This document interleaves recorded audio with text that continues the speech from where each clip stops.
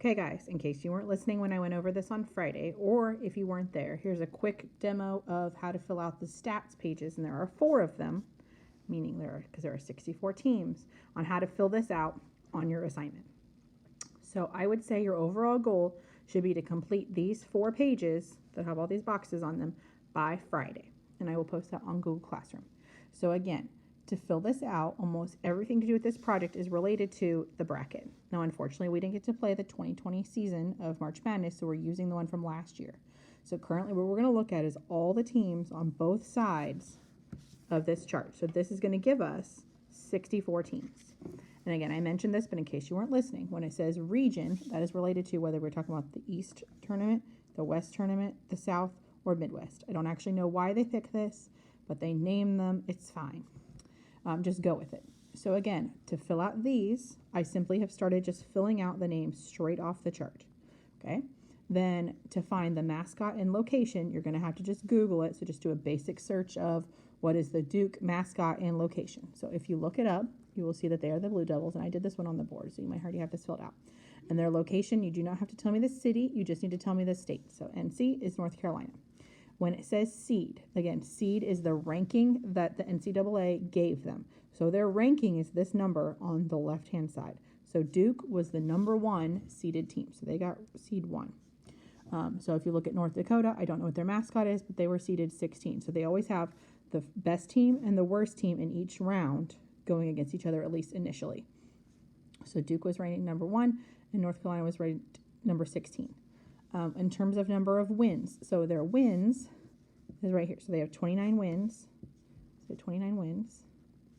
But total games is altogether, they played 34 games. So this would be 34.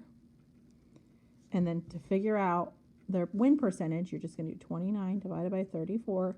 You're going to turn that into a decimal. So if you divide those, you get 0.85.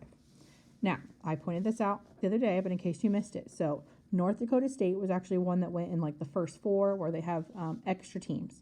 If they do not have a team ranking next to them, meaning the number of games they won and lost, those 8 teams are at the top. So if you find North Dakota State, they're right here. So they are 18 wins and 15 losses. So they were 18 wins, 15 losses. So 18 and 15 is 33. And then if you divide that, I don't have a calculator, 18 divided by 33 is they only won 0.54. And then you can Google their team's references. Now again, then when you go to the next page, and it doesn't matter what order you do the regions, but I would just stay consistent. So if you did this, your East is the first one, so then we're going to do West as the second set. So we're going to do West as the second set. So again, I'm just going to pick these teams, which doesn't actually in relation to where they are in the country. So we're going to play Gonzaga, then Farley Dickinson, I don't know what that is. Definitely need to look up that one. Syracuse and so on.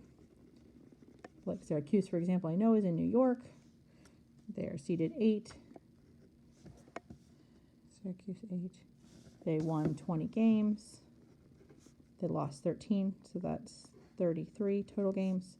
So 20 out of 33 is 0.6. Again, that's just a quick rundown. If that doesn't make sense, please email myself or Ms. Pavick. We can definitely help you out. Let us know. Thanks.